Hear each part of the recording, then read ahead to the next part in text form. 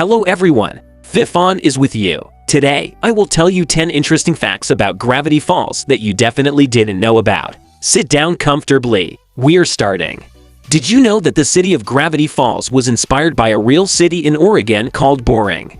Creator Alex Hirsch says that he was inspired by this city when he created the design of Gravity Falls itself. Moreover, the Mystery Shack was created in the image of one of the tourist places in this city, which in 2020 had problems due to a pandemic.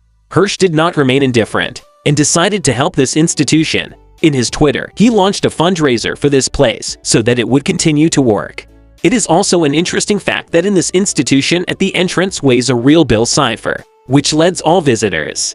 One fact that will surely surprise even the most ardent fans. Did you know that Dipper is not the real name of the boy? Dipper is just a nickname for a boy who was given to him because of a large mole on his forehead. The real name of the hero is still not known. Many make assumptions, but almost all of them are based only on personal opinion. We may never know the real name of Dipper. I think many did not know, but many characters are built in the image of someone from the life of the creator of the animated series Alex Hirsch. For example, the incredibly kind and caring Stan is built on the image of his grandfather, Suze, in the image of a good friend of Alex, and Dipper and Mabel are Hirsch himself and his sister.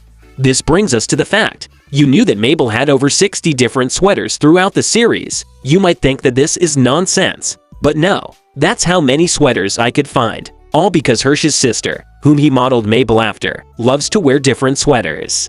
Finally, the number 618 is another recurring background trait seen throughout the series. The show's main production code is G618. Stan's prisoner number in Not What He Seems is 061800. The Mystery Shack is located at 618 Gopher Road, and the opening page in Journal 3 is dated June 18, 618. Even during McGucket's Old Man Marathon Conspiracy Corner, in a segment called 6 to 18, he talks about the repeating number that haunts him in his sleep, that it comes from a creature from another dimension, and that all the characters' shows are just drawings on a page. The importance of these three numbers. This is the birth date of Alex Hirsch and his twin Ariel. As we saw in the intro to Blendin' in Time Traveler Pig, a recurring character with a crazy voice can travel anywhere in time. This is something he does frequently, which ultimately leads to his arrest at the end of this episode for violating the time travel code of conduct. The fact is that Blendin can be seen throughout the series, even before the audience introduces him. For example, he is featured in the background of 3 episodes prior to his appearance in Time Traveler's Pig, as part of the audience in Headhunters. Watch Old Man McGucket in The Legend of Nobite, and hiding in the bushes in the very first episode of the show Tourist Trapped. You can also see the words Blendin was here written on the wall that Stan breaks down to find Stan O'War in The Tale of Two Stans. One thing that makes Gravity Falls more enjoyable is that, unlike watching any other show, you have to explore a bit to get the full experience. Throughout its run, cryptograms and other puzzles were added to the show to give viewers a more interactive experience. What are cryptograms? Have you ever seen the word symbols or captions at the end of each episode? These symbols are actually messages that either create really good little things or foreshadow something that will happen later on in the show.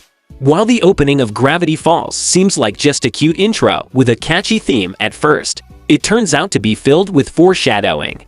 Returning to the cryptograms, the one introduced in the opening theme says Stan is not what he seems. This is a recurring theme in the series, as Stan is shown to be hiding something as early as the very first episode when he enters the secret room. Not to mention, the opening Polaroids show all the villains the twins meet on the show, including the Pet Witch, the Gnomes, the Summerween Monster, Gideon, and once again Blandin. Then there is a short cutscene in the intro where Dipper, Mabel, and other objects in their room start to float like gravity has been suspended. This is exactly what happens in the episode Not What He Seems, which is why this intro snippet essentially hints at the continuity of the show. There is actually another important cryptogram that appears in the opening thread, or, in this case, instructions on how to solve them.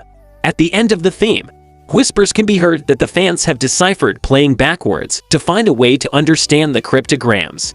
There are 3 different whispers in the first season, and others in the second. The first whisper says 3 letters back, the second says switch from A to Z, and the last one says 26 letters. It's pretty creepy, but shows Alex Hirsch's attention to detail and reveals some of the show's secrets to his most discerning fans. As with Blendin Blandin, we are first introduced to Agent Powers and Agent Trigger in a later episode, in this case the second season taping of Scary Oak. The two agents make it clear that they are also interested in investigating the mysterious activity in Gravity Falls, which becomes pretty obvious once their presence is made known, as you can actually see them hidden in the background wherever the twins are for most of the time. They hide behind billboards during Mabel's show at the sock opera. They walk around the mall in Sue's and the Ray All Girl. They are behind Sue's car at the Society for the Blind Eyes. They are at a music festival in Love God featuring two members from Several Times. They are everywhere, just like the agents and Blendin. Bill Cipher, the main antagonist of Gravity Falls, hides in plain sight throughout the series. One particularly creepy example of Bill's presence occurs when he appears as a reflection coming from the red-stained glass window in the attic of the Mystery Shack when Dipper is reading the diary. It also appears on the back of a playing card in Irrational Treasure. This is long before we knew of his atrocities, and even when we did, he continues to appear in Season 2 in a similar fashion. Accordingly, one of the whispers in the opening sequence during the Weird Magidon arc changes to Bill saying, "I'm looking at you cretins." If you like this video, do not forget to like, subscribe, and comment. I will be very grateful for your support. Thank you all for watching. Good luck to everyone, and goodbye to everyone.